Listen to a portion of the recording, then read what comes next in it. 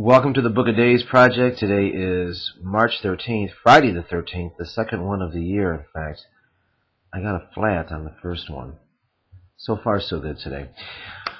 Let's then refer to our Book of Days. Chambers Book of Days, Miscellany of Popular Antiquities.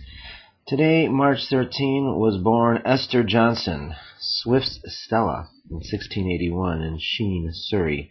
Dr. Joseph Priestley, a philosophical writer, 1733, and Fieldhead Joseph II of Germany in 1741.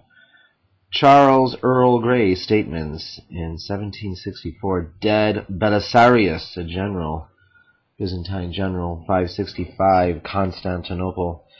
Cardinal d'Ossat, 1604, dead in Rome. Bartolo Legate, burned, 1614.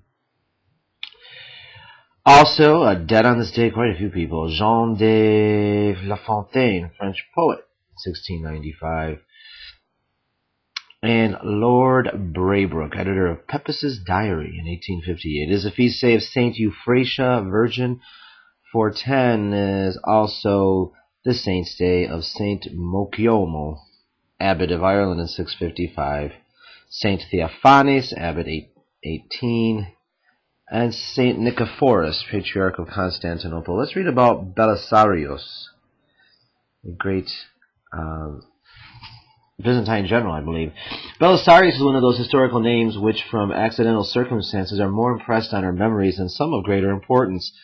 As not unfrequently happens, the circumstance which has most enlisted our sympathies with it proves, on investigation, to be a mere fiction.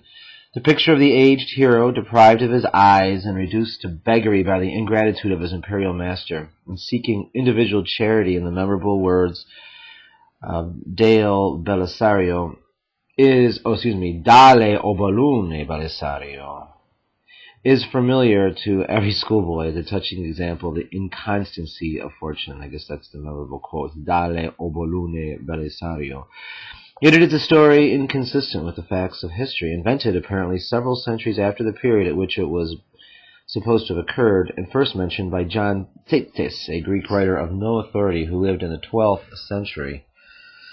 Stuff of legend, but no factual stuff. The origin of Belisarius is doubtful, but he has been conjectured to have been a Teuton, and to have been at least bred in his youth among the Goths. We find him first serving as a barbarian recruit among the private guards of Justinian before he ascended the imperial throne, and after that event, which took place in 85-27, he was raised to a military command and soon displayed qualities as a warrior and a man which give him a rank among the most celebrated names of antiquity. His great services to the empire commenced with the arduous campaign in 529, in which he protected it against the invasions of the Persians.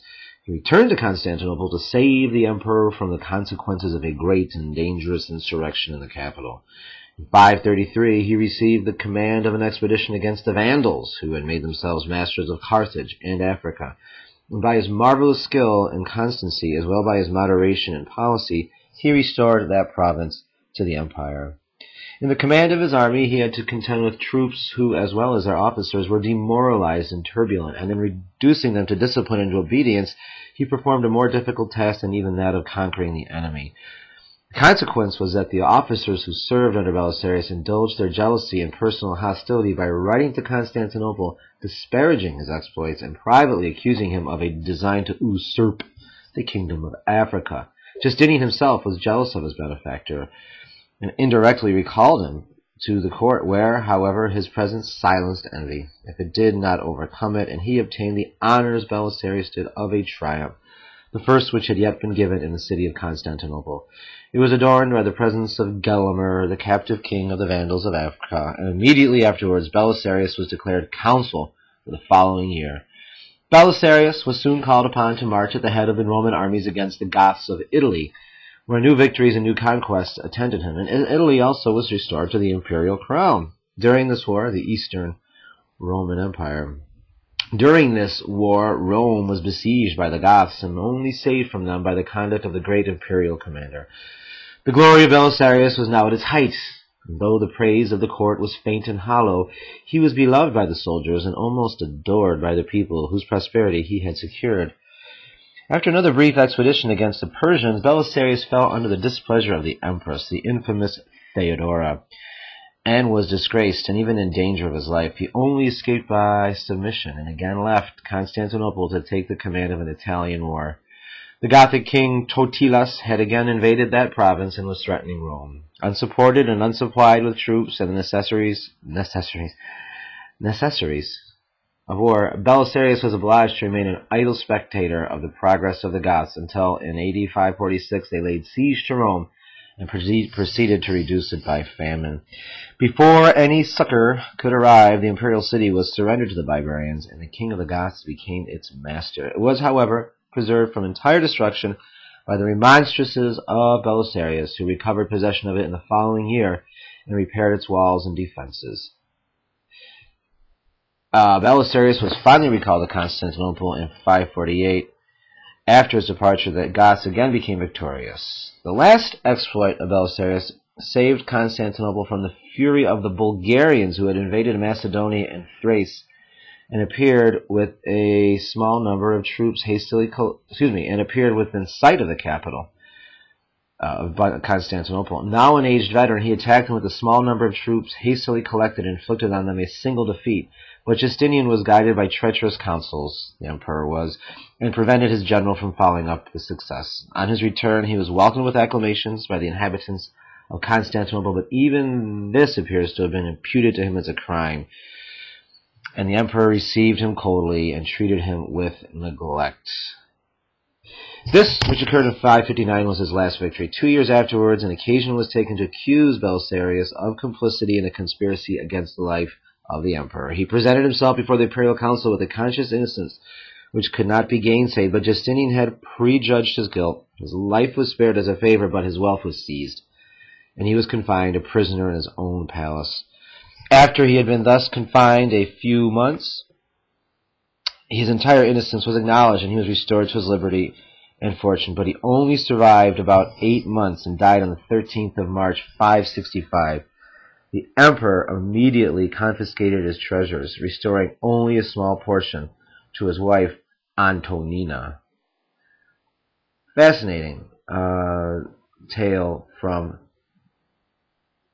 the ancient past, ancient Rome. And quickly, the discovery of the planet Uranus. The astronomical labors of the self-taught genius William Herschel at Slough undershadowed the patronage of George III and his addition of a first-class planet to the short list, which had remained unextended from the earliest ages, were among the matters of familiar interest which formed conversation in the days of our fathers. Woo! What a sentence. It was on the evening of the 13th of March, 1781, that the patient German, William Herschel, while examining some small stars in the constellation Gemini, marked one that was new to him. He applied different telescopes to it in turn and found the results different from those observable with fixed stars. Was it a comet? He watched it night after night with the view of solving the question. He soon found that the body was moving among the stars. He continued his observation until the 19th of April, when he communicated to the Royal Society an account of all he had ascertained concerning the strange visitor.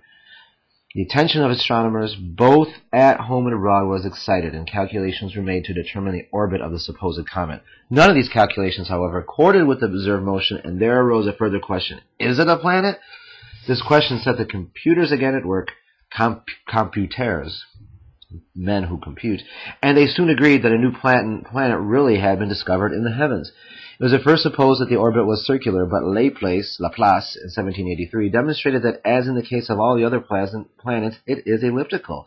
It then became duly recognized as the outermost of the members of the solar system, and so remained until the recent days when the planet Neptune was discovered. The discoverer, wishing to pay a compliment to the monarch who so liberally supported him, gave the name of the Georgium Sidus, or Georgian star, to the new planet. Other English astronomers, wishing to compliment the discoverer himself, suggested the name of Herschel, but continental astronomers proposed that the old mythological system should be followed, and this plan was adopted, the name Uranus, suggested by Bode, being now accepted by all the scientific world as a designation for the seventh planet. Thank you for joining the Book of Days. Keep searching the skies.